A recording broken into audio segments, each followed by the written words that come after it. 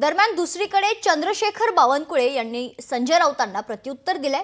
मोदींच्या निवृत्तीबाबत जनता ठरवते असं बावनकुळे म्हणाले। तर सकाळचा भोंगा मोदींची निवृत्ती ठरवू शकत नाही, संजय राऊतांना भाजप द्वेषाची कावीळ झाली आहे अशी टीका चंद्रशेखर बावनकुळे यांनी केली आहे। दरम्यान चंद्रशेखर बावनकुळे यांनी काय म्हटलंय पाहूयात ग्राफिक्सच्या माध्यमातून। संजय राऊत यांचे विधान ही केवळ राजकीय स्टंटबाजी आहे।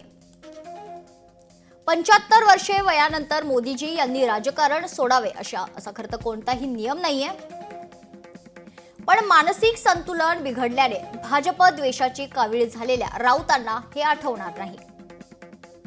भारतीय लोकशाहीत पंतप्रधानांनी कधी निवृत्त व्हायचे हे संजय राऊत यांच्यासारख्या सकाळच्या भोंग्यावर ठरत नाही, तर निवडणुकीतील जनादेशावर आणि लोकांच्या आशीर्वादावर ठरते असं ट्विट चंद्रशेखर बावनकुळे यांनी केलंय।